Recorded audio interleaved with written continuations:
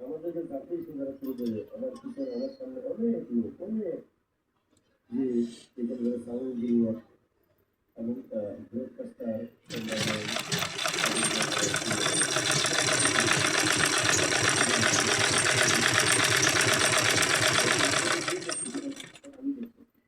আমরা সবাই মিলে আসলে একটি পরিবার। আমরা যার যার কাজ শেষে করছি।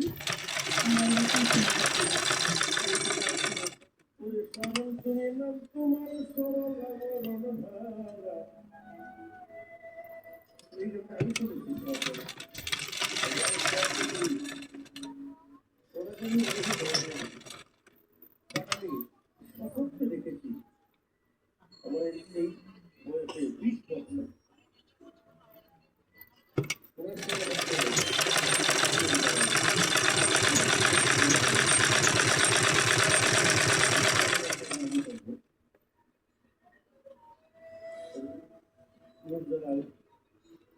তার বাপের সম্পদটা ভুলে গেছে